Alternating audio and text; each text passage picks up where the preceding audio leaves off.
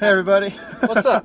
Welcome back. We're kind of going guerrilla style on this video, and we just got done delivering presents, or trying to deliver presents. We got them delivered to one person. One wrong house. Yeah, one house where we got bitten by a dog. Dang it! Yeah, we got bit by a dog at one house. And we went to the wrong house again, and then Yeah, so it wasn't the best of a present delivery video, but we but tried. it made a good video.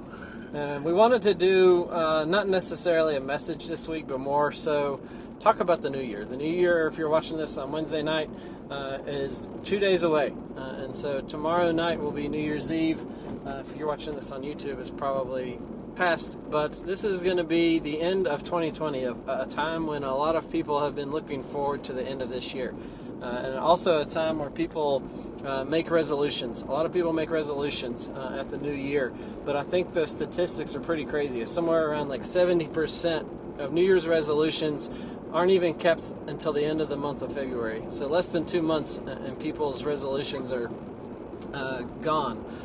But I don't like to look at those 70 or 80%, but the 30 to 20% of people who do keep resolutions and put in your mind to something and realizing that this is a new year and that good things are going to come. Good things came even in 2020. Good stuff happened in our church around the world. Even though it was a pretty crappy year as a whole, it still had some good things in it. What do resolutions mean to you, James? I think resolutions, it's kind of a funny thing. Like, I worked at a gym. Yeah, big resolution. Yeah, a year or 2 years ago, when it was New Year's. Yeah. And it was crazy to see, like, if anyone goes to a gym, you know how crazy it gets when January 1st hits. Everyone thinks they're going to lose all their weight. Yep. And they find out that it's harder than they were expecting. They thought they could just go to the gym. If you just show up at the gym, then, oh, your weight should just melt off your body because you went to the gym. But what you actually find out is you have to actually work for it. And you actually have to put in, not only the time, but the effort. And I think that, gosh, almost like getting a stand for a camera. You don't get a stand, it won't stay Resolution up. is get a car clip for these cameras. But it's just so interesting, like watching people start so many resolutions, but then not be able to keep them. And so, a resolution for me has just always meant, hey, it's like a fresh start of something, or it's starting something new, or looking at something differently. Like, you don't have to start something new, but you can take something that you have that you think might be not good enough, or you're not good enough to do something, or it's not good enough to even worth spend your time with, and it's just finding a new way to look at something, or saying, hey, maybe I should really focus on this year. Maybe I should slow down and take a little time to do something this year.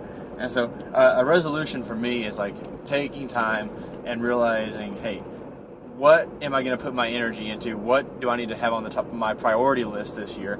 And if it has fallen off or is taking a back seat, what do I need to get back up to the top of my priorities? That's what it means for me. Yeah, I think that a lot of people, because of like those statistics, are scared to even start a resolution. Yeah. You see the negativity with surrounding people even talking about resolutions. Anybody you say I have a resolution, the person that you're telling that to automatically thinks, well, that's not going to last very long. And so you don't even start it.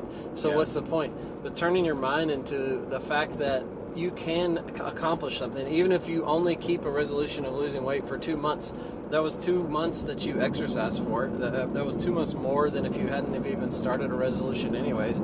So don't take the negativity to heart. There's been too much negativity in 2020. Start 2021 off with some positivity on that you are going to accomplish something. Even if it's for a couple of months, start something. Do a resolution. Do something with your life that is positive. And make a list. Right. Like, a list helps, or like a journal helps so much. Like, because it's so easy to do tasks and then get to the end of the day and feel like you wasted a day because you feel like you didn't accomplish anything. Right. Like, if it's like, for us, if it's like filming videos or like texting students or, going to the store and buying something, it feels like at the end of the day, if you just look at the stuff you did rather than the actual idea that you're working towards, it's like, oh, I didn't do anything today. Like, I just wasted time. But hey, start making lists. Start being prepared with your day. And another thing too is like, try to wake up a little bit earlier.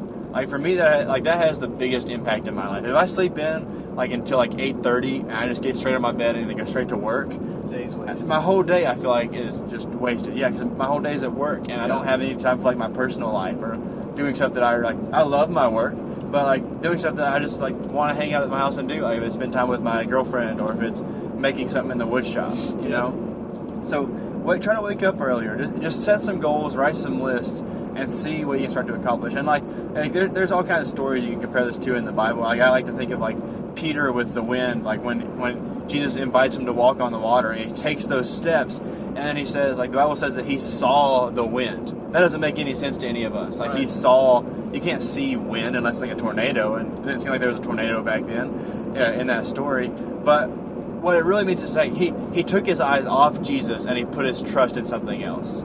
And like it's so easy to do that, especially with resolutions. Like it's so easy to be focused and be on the right track, and then all of a sudden someone says something like, "Oh, you can't lose that weight," right. or "Oh, you can't go to church, you can't follow God, you've done all this stuff." And it's easy to take our eyes off of the goal and to all of a sudden start to sink back into where we were before. And so that's one of the stories that comes up in my head with resolutions too. Yeah, that's a good story. Just thinking about how, when we think that we're not going to be able to accomplish something, then we're probably not going to accomplish that. But taking our eyes... Kind of like keeping a phone up. Oh, jeez.